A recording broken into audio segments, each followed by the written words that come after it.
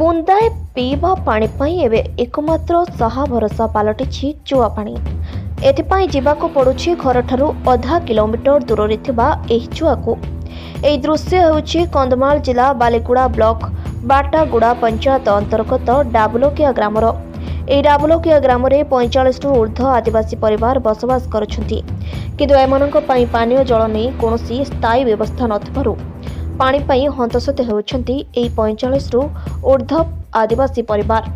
देखंतु एही दृश्य को किपरि उदुदिया खरारे विपद संकुल अवस्था चुआरू पीवा पानी पाई नेउछन्ति ग्रामवासी।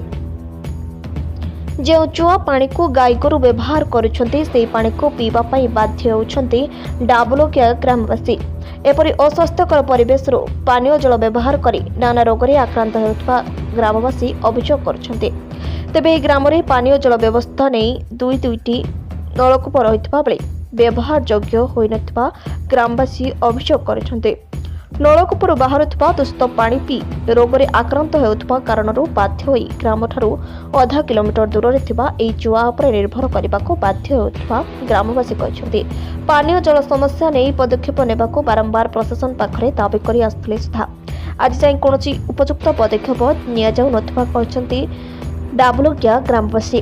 तेणु विशुद्ध पीवा पानी एवं सातसपन होइछि डाबलोकिया ग्रामवासी एही 45 रु ऊर्ध्व आदिवासी परिवार केबे ही ग्राम रे प्रशासन दृष्टि पड़ुछि और ग्रामवासी दुर्दशा केबे दूर होउछि ताको ही अपेक्षा।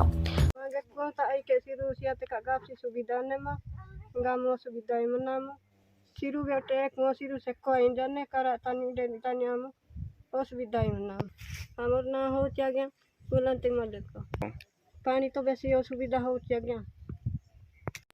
कामंती चलान से गाँव आम गाँव हूँ डाबलकिया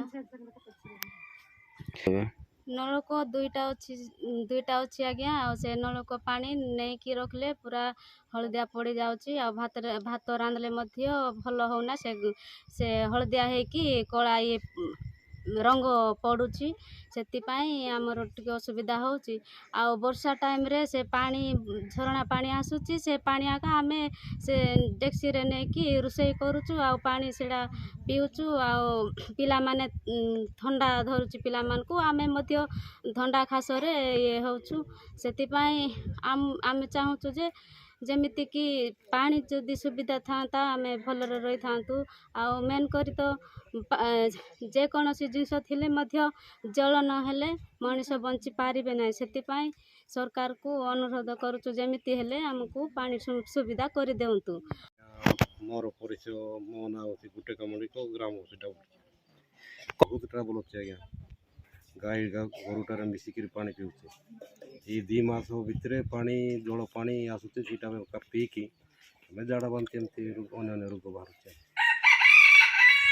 बहुत असुविधा यहाँ पिला मैंने पढ़ी पार ना नेटवर्क ना रास्ता भी ठीक ना मास्टर मैंने भी ठीक आसुना पाठ भल से पढ़ा हो ना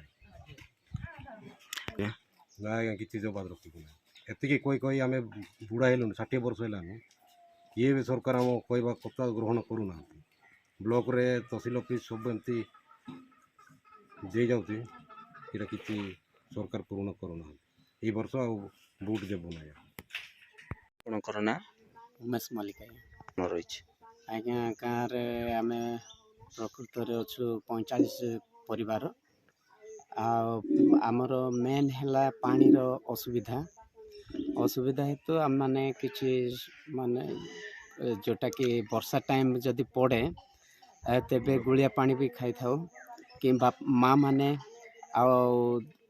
से गुलिया पानी आनिक आम मान को दौरान आ दुखे सुखे से वर्षा पानी द्वारा आम चली आसुचु तापर वर्षा पानी वर्षा छाड़िला जोटा कि पानी कमिला आ सुखिया गला बेलू मध्य से गोरु गाई जोटा पानी पीउछन्ति से पानी का माँ माने आनिकी आम मान को दौरान आ दूर पानी आनिला बेलू बेले बेले आमे भी जाई देखुचु सेठी भी आनिबा पाई बहुत कष्ट लगुच।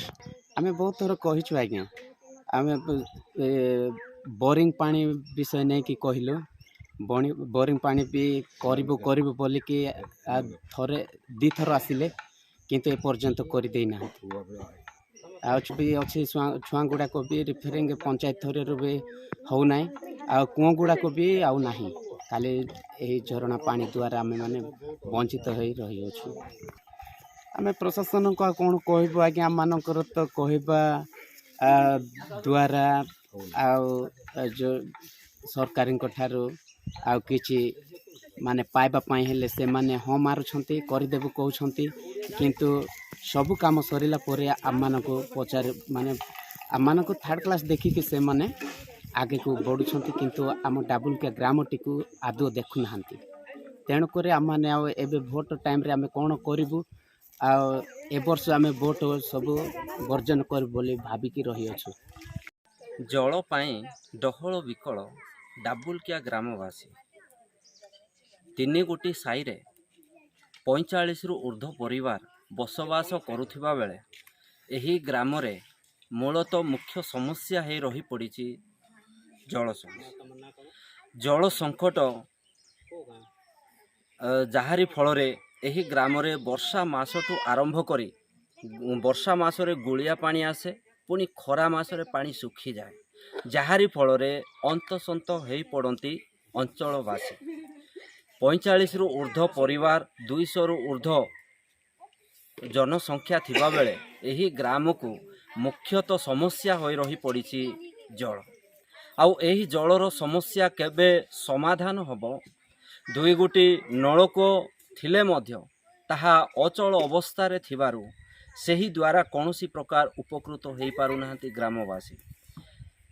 ଏହି ଦିଗରେ ସରକାର ବା ସ୍ଥାନୀୟ ପ୍ରଶାସନ ଏହି ଅଞ୍ଚଳକୁ କେବେ ଜଳ ଯୋଗାଇ ପାରୁଛନ୍ତି, ଅଞ୍ଚଳର ବିକାଶ ପାଇଁ କେବେ ଚିନ୍ତା କରୁଛନ୍ତି, ତାହା ଦେଖିବାକୁ ବାକି ରହିଲା।